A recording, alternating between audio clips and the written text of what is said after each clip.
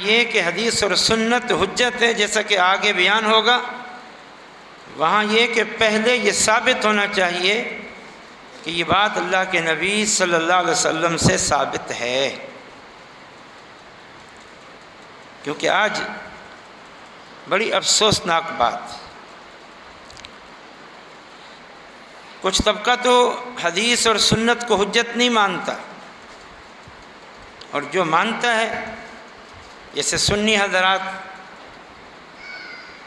ان کا عالم یہ ہے کہ نہیں ماننے پہ آتے تو اپنے مسلک، اپنے امام کے قول، اپنے خود ساختہ نظریات کی وجہ سے صحیح حدیث تک کا انکار کر دیتے،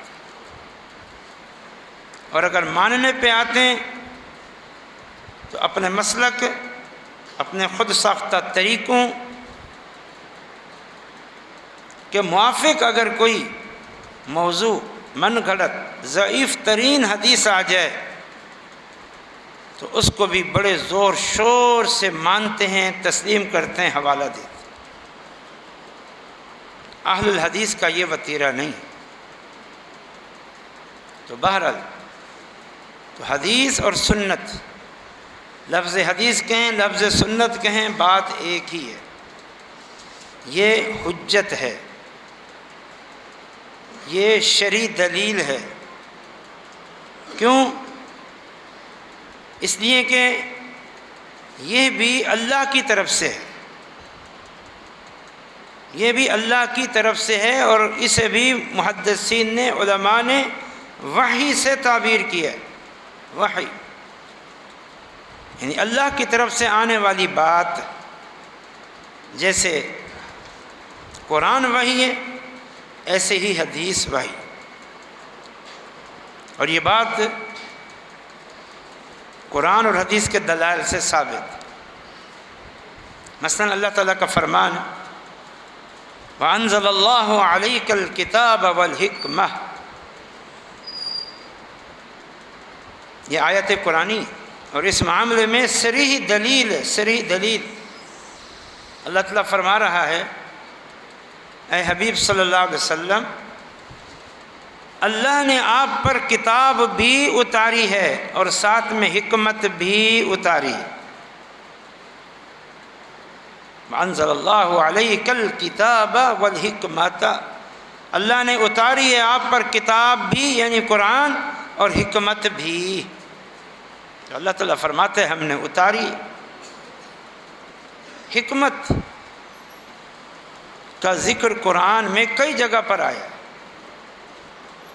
مثلا یہ جو آیت ہم نے خطبے میں پڑھی سورۃ جمعہ کی ابتدائی آیات میں سے، اور اسی سے ملتی جلتی دو تین اور آیات بھی پورے قرآن میں موجود ہیں۔ اس میں اللہ تعالیٰ کیا فرماتا ہے؟ هو الذی بعث فی الأمیین رسولا منهم، اللہ نے عرب قوم میں انہی میں سے ایک رسول بھیجا جو ان پر اللہ کی آیات کی تلاوت فرماتا ہے، ان کا تزکیہ فرماتا ہے، اور یعلمہم الکتاب والحکمہ، اور انہیں کتاب اور حکمت کی تعلیم دیتا ہے۔ اب یہ دو آیات جس میں لفظ حکمت آیا، ایک میں اللہ تعالیٰ نے کہا ہم نے کتاب بھی اتاری، حکمت بھی اتاری۔ دوسری آیت میں کیا کہا؟ محمد صلی اللہ علیہ وسلم کی یہ ڈیوٹی ہے کہ وہ کتاب کی بھی تعلیم دیں اور حکمت کی بھی تعلیم دیں۔ رسول کی ڈیوٹی کیا ہے؟ کتاب کی بھی تعلیم دیں اور حکمت کی بھی تعلیم دیں۔ اور ادھر ڈیوٹی کیا ہے؟ بلغ ما انزل الیک من ربک، اے نبی صلی اللہ علیہ وسلم، آپ پر آپ کے رب کی طرف سے جو کچھ اتارا گیا ہے اس سب کچھ کی آپ نے تبلیغ کرنی ہے۔ اور آپ جانتے ہیں اللہ کے نبی صلی اللہ علیہ وسلم پوری زندگی صرف اور صرف قرآنی آیات پڑھ کے نہیں سناتے رہے، بلکہ قرآنی آیات کے ساتھ ساتھ دیگر ارشادات، دیگر فرامین پڑھ پڑھ کے سناتے رہے۔ بلکہ جو قرآن میں احکامات ہیں ان پر پوری جزیات کے ساتھ، پوری تفصیل کے ساتھ عمل کر کے دکھاتے رہے۔ یہی وجہ ہے کہ صحیح بخاری کی حدیث ہے، آپ صلی اللہ علیہ وسلم نے صحابہ سے کہا صلو کما رأیتمونی اصلی، نماز پڑھو جس طرح مجھے نماز پڑھتے ہوئے دیکھتے ہو۔ حج کیا آپ صلی اللہ علیہ وسلم نے، حج کے اکثر مناسک نبی صلی اللہ علیہ وسلم نے اونٹنی پہ سوار ہو کے ادا کیے، اونٹنی پہ سوار ہو، یہ نہیں کہ آپ نعوذ باللہ تھک گئے تھے، کمزور تھے، لمبا سفر کر کے آئے تھے مدینہ کا، نہیں، اس لیے کہ آپ تو باقی لوگوں سے زیادہ بہادر، جرأت مند، باہمت اور طاقتور تھے، نہ تھکنے والے تھے، تو باقی تو پیدل حج کر رہے ہیں اور آپ اونٹنی پہ، نہیں، آپ کا اونٹنی پہ مناسک حج ادا کرنا کیوں تھا؟ تعلیم کے لیے، تاکہ یہ جو لوگوں کا جمع غفیر ہے یہ نبی صلی اللہ علیہ وسلم کو دور سے دیکھ لے، اس وقت اللہ کے رسول کہاں ہیں، اس وقت کیا کر رہے ہیں، اور آپ کی زبان سے نکلے ہوئے دعائیہ کلمات بھی اونٹنی پہ سوار ہونے کی وجہ سے دور دور تک پہنچ جائیں، یہ مقصد تھا۔ اور پھر آپ ساتھ ساتھ فرما رہے تھے حج ادا کرتے ہوئے خذوا عنی مناسککم، خذوا عنی مناسککم، لے لو مجھ سے مناسک حج، سیکھ لو مجھ سے احکام حج۔ ہو سکتا ہے کہ آئندہ سال میں آپ کو یہاں حج میں نہ مل سکوں، مجھ سے سیکھو۔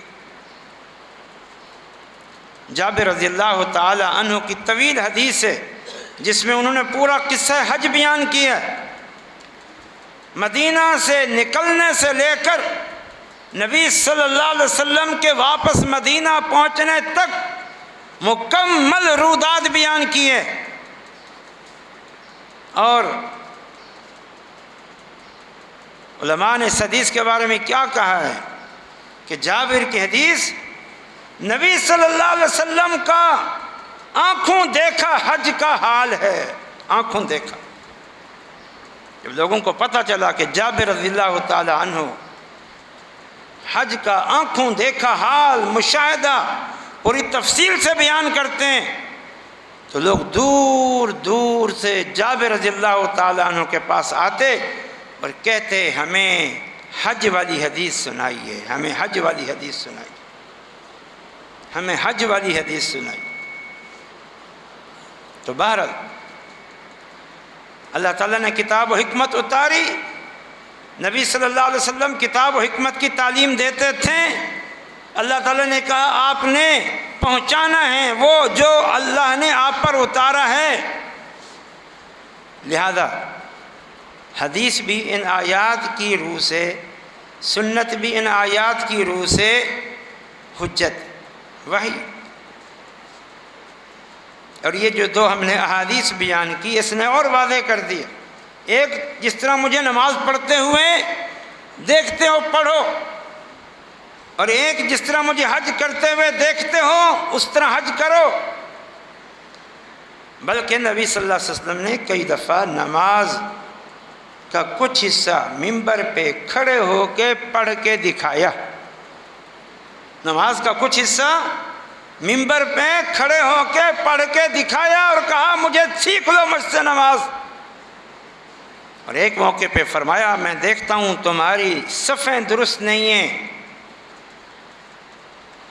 پھر آپ نے فرمایا کہ اللہ تعالیٰ نے مجھے حالت نماز میں پیچھے سے، سر کے پیچھے سے، گدی کے پیچھے سے دیکھنے کی صلاحیت عطا فرمائی۔ میں جب نماز میں ہوتا ہوں پیچھے کا سارا منظر میرے سامنے ہوتا ہے، اللہ تعالیٰ نے مجھے یہ توفیق عطا فرمائی۔ یہ کیوں؟ اس لیے تاکہ نماز کی اصلاح کر سکے۔